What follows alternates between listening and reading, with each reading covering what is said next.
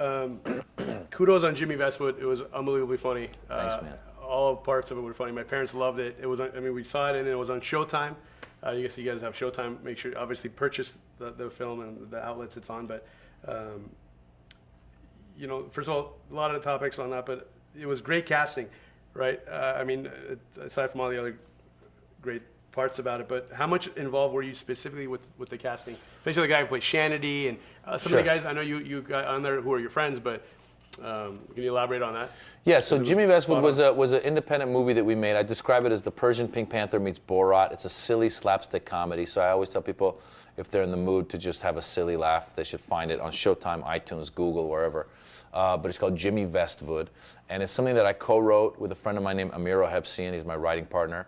We co-produced it with Amir, myself, Ray Mohit, who's my manager, and we had a lot of influence over the film because it was independent. We raised the money, we made it, we distributed it ourselves. There was no big studio that came in to go, oh, let's do this. And so there's pros and cons. The con was we didn't have any money to do anything. The pros were that we had control over everything. I didn't have to go to anybody above me and go, hey, what do you think of me casting so-and-so? So most of the people that were cast were my friends.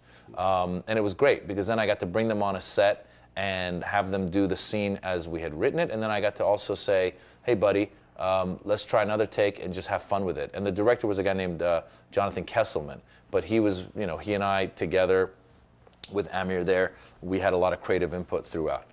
So that was most of the stuff. Even the guy who played Shanity, who's like, Sean Hannity, but we called him Shanity.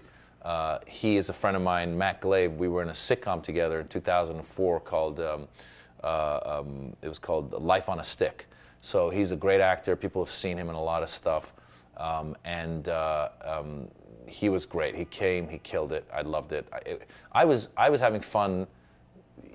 Even scenes that I wasn't in, I got to watch, and I was like having fun. It was really a great experience.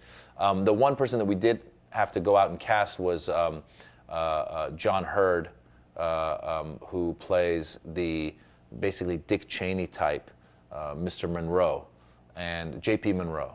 He's the villain of the movie, and so we cast him, and it was exciting to get him. He's somewhat of a legend as an actor in film and TV. He's the dad from all the Home Alones.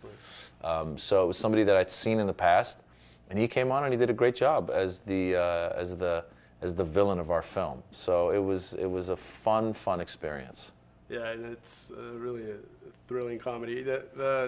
And then you get to play the hero. Finally, a Middle Eastern plays a hero. Yeah, man. Right. The Iranian saves the day. That was the intent behind the film, was to have a hero of Middle Eastern descent in an American movie. And even though it's silly, some people, some Iranians were saying, oh, this is silly. They were upset about it.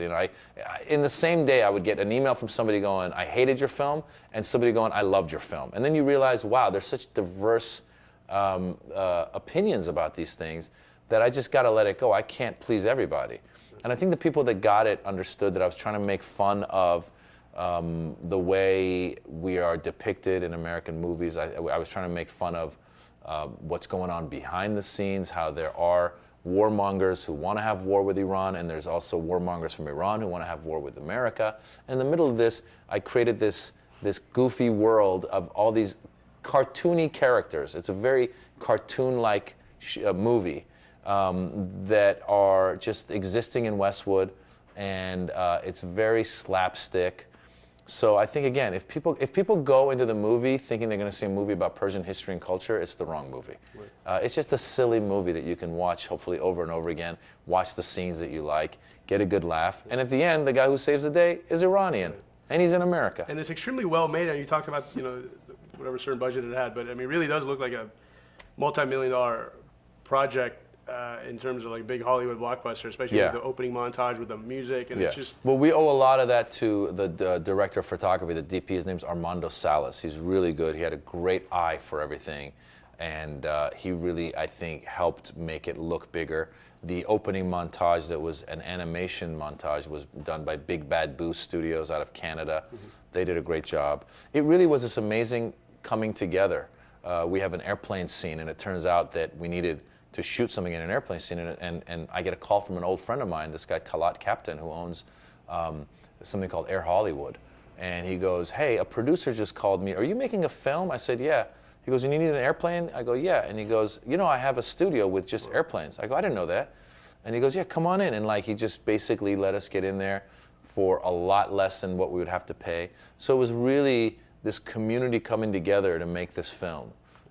We used Eilat Market, which is a famous Persian Jewish market in Los Angeles. We used that as the main market of the movie. Again, we got access to it for very cheap. So it really was the community stepping up, coming together, and helping us make this movie. Mr. Mehdi's Market, right? Mr. Mehdi's Market, exactly. One detail about the film, Jimmy Westwood, in the apartment or the condo where you're living at, you know, with your mom played by Vida Gahramani. Is that a photo of your dad in there? Yeah, in the living room? We put my father in there. Same mouth as you, lips and everything. Yeah. The photo. There's a photo in the background. It is my father. That's your father, okay. And then there's another photo in another angle. That's my grandfather. We just put whoever we could. Okay, cool. Really, the community came together. Even dead people helped us make the movie. That's the first time I ever thought of that. Right. Nice. The next film that you'd make, would it absolutely be a sequel for Jimmy Westwood? And I know you've talked about how you do have a sequel in mind. Elaborate on that, and also secondly, or would there be another project? Well, yeah, Jimmy Westwood is on my plate. Jimmy Westwood 2, I want to make that. But I do want to make this other movie first that is based on my father. Oh, wow, a feature film on that. Feature film, yeah. That's the next one I want to write and get it done. So is that a comedy or more of a drama? It'll be a comedy with some dramatic. It'll be, you know, it's a coming-of-age story it's got comedic themes. I mean, it is comedy, but it's also got, you know, it's kind of like, it's got a little bit of Billy Elliot. It's got a little bit of East is East. It's all these stories of this young teenager conflicting with his father and their different cultures, but told in a funny way. Nice. Yeah. That's hard to do. Kudos on that. Thanks, man. Does Perfect Nose Productions actually exist? Yeah, Perfect Nose Productions is my production company. So what happens is when you're an actor, at a certain point, you incorporate. And so that a lot of the stuff that you do can be written off because it's business, right. Actor or comedian in this case. So you got to come up with a name for your company. Oh, okay. And so I came up with Perfect Nose Productions. The reason I came up with that was because, as you can see, my nose is kind of bumpy. It's not the most perfect nose. My grandfather had a very bumpy nose. My father had kind of a bumpy nose. And I am a firm believer of you are perfect the way you're made.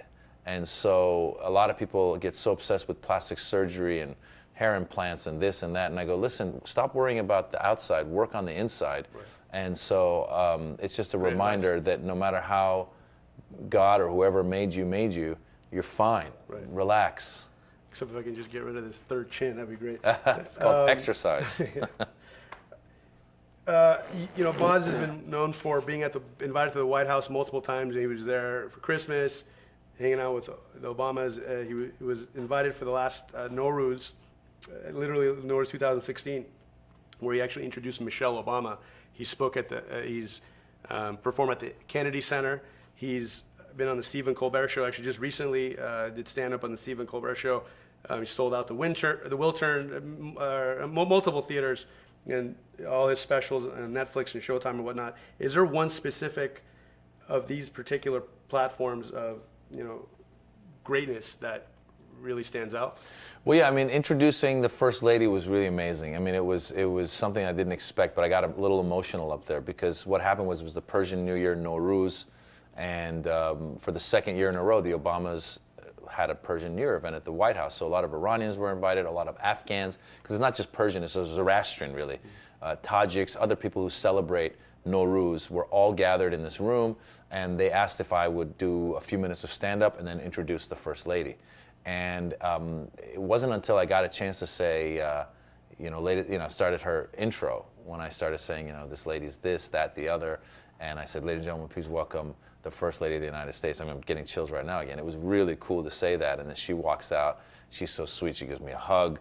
I mean, it's not like we're best friends, but it was really an amazing experience. And it really was a culmination of probably the highlight of my career, because all this other stuff is great, but you just never, when you first start out, you never think that one day you're going to be at the White House introducing the First Lady, and a First Lady that you respect so much, and a presidency that you respect so much. So it really was a testament to what America is, this guy, I came from Iran as a 6-year-old. You know, my parents wanted me to be something completely different, and I had a dream to do something else. And I did the dream, and then I ended up at the White House, introduced to the First Lady. Right. So, I mean, Jesus, that's a great country. Is that the ultimate validation for you? I mean, obviously, even It's before not that, about- I mean, yeah, being it's not- even an interpreter, being across... Yeah, it's not about, listen, it's not about validation. I don't think, I mean, the only time that the validation came into effect was just sometimes when, because...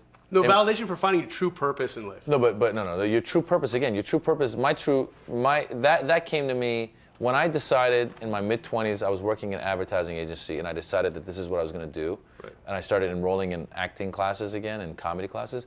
That's when I felt like, oh, I found the purpose, and I was happy.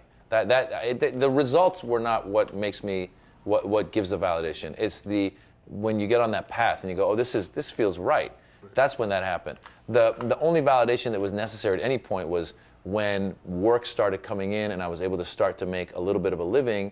The validation that came towards me validating to my parents that, hey, look, I can make a living. Right. Once you're done with that, once you got your parents off your shoulders, off your back, now there's nothing else. I mean, it wasn't so much the validation, it just was a feeling of wow, anything can happen in the world. Anything can happen in life. And it just reinstates my belief that I tell people. I say, do what you love doing, because you have no idea where it's going to lead you. Right, no, that's absolutely true. As a comedian, you've really been a pioneer for other Iranian comedians, Iranian-American comedians, really Middle Easterns of all backgrounds, and really any country that ends in Stan, they look up to you. You know, Nassim Pedrad was on Saturday Night Live. Amir K, we were fortunate to have a Q&A with, is on Matt TV. Do you feel like you're really like the Lewis and Clark of this generation? Yeah, you know, I don't even look at that. I just happen to be older than these guys, and I found it earlier. I think a lot of people that were part of my generation were still newer to America. So a lot of immigrants that come to America, they set up shop. They literally either buy a shop or buy buildings or something, and they start working to send their kids to college. And those kids then, because we are first generation, we are told you go be a doctor, be a lawyer, be something that is secure and will lead to a conservatively secure career. So a lot of my friends went that path, but I was a little, I think early on, I was probably one of the first people of this background who realized I don't want to do that. So I just happened to be older than those guys, and I started, and then the Nassims and the Amir Ks and the Maximinis and the Tehrans and all these other people just happened to be younger than me, and they came through as well. And it's beautiful to see everybody, and we're growing, and it's nice. The pilot you had done with Firuza Dumas, Funny and Farsi, actually a cousin of mine. Oh, wow, yeah. What a small world. Yeah, the Jazairi family. Actually, that was going to be your last name on the show, yeah, right? Yeah. You know, and I know Reza Aslan and Maya Tusi have reportedly there's a Persian sitcom coming out, and that's one thing that you know you did with ABC, and I know it came this close to getting picked up. But either there's other sitcom coming out or potentially future sitcoms coming out. First of all, do you feel like the national audience is ready right now for something like that? And if it would be, how would you approach it? Yeah, listen, there's a couple things. First of all, I sold 2 shows to CBS myself throughout these years that was based on my stand-up. Neither one of them went to pilot. I know that Reza has one right now, and hopefully ABC will pick it up as a pilot. I haven't heard yet. There's Dan Ahdud, who also has one at CBS. I haven't heard yet. It's really hard for a show, no matter what the subject is, it's really hard for a show to make it. People don't realize how hard it is. So we came very close with Funny and Farsi, Firuza Dumas show that was actually co-written by Nastaran Dubai and Jeffrey Hodes, and they wrote what I thought was great, and Barry Sonnenfeld directed it, and it was kind of like the TV show Wonder Years, but with an Iranian family. I was very proud of the product, and I felt that it really could have done well. It might have just been a few years too early, because now that you've got Blackish and you've got Fresh Off the Boat, I think Funny and Farsi would fit in so well with that at ABC. It's a family comedy about yet another ethnicity. I thought it was very funny.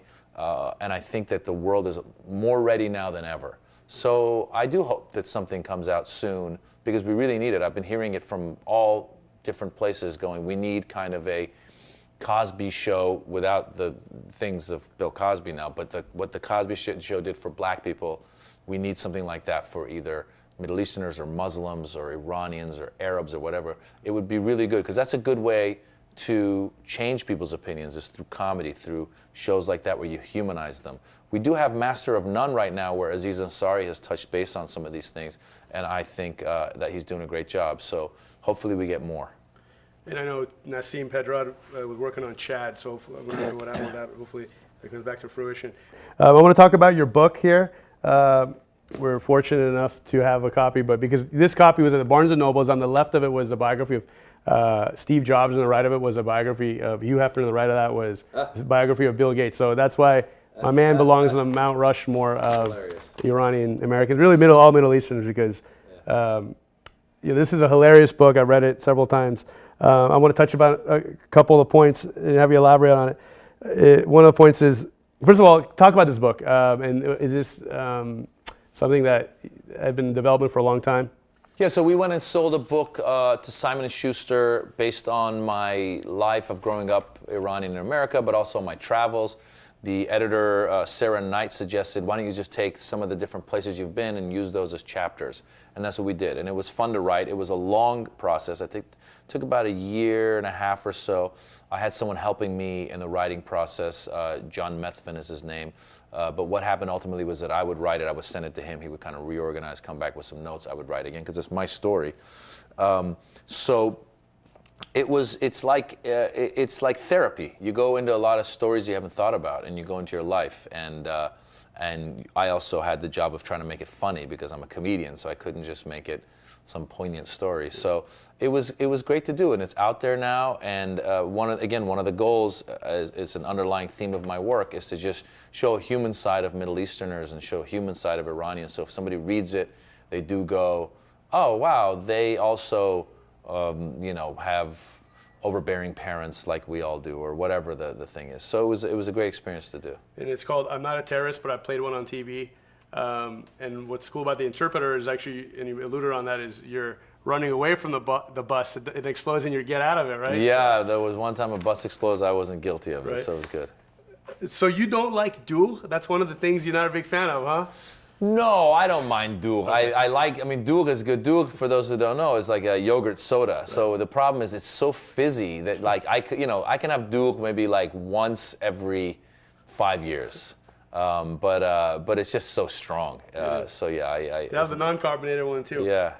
And it's true. You talk about yelling into the phone with calling Iran. Do you still yell into the phone when you? Unfortunately, I don't really talk to Iran much anymore. My father passed away. He used to be there, but he's passed away, so I don't talk much. But I do still see people when they speak on the phone to Iran. There's still yelling going on, and sometimes I used to joke. I said, if Iran wants a nuclear program, I would first encourage them to first fix the phone lines and then work on the nuclear program. And then we talk about how Tom Cruise, you kind of Iranianize everything. We call him Teymur Khorus. Yeah. And the funny thing is, you also said, the better the terrorist, the shorter the career. They're like football players. Yeah, that's true. That's definitely. I try to make a joke to Amir K. I'm like, if Dora the Explorer was in the Middle East, it'd be called Dora the Exploder, and he didn't find that funny. He's like, that's not. I want to talk about Russell Peters real quick. I got a chance to talk to him several times. How hard is it to be entrepreneurial like somebody like him? And I know you've done extreme success with Axis of Evil comedy tour. Your other comedy tours, Brown and Friendlier, I Come in Peace. And Maz has performed in front of royalty. Queen of Jordan's favorite comic. It's been written. Oh wow.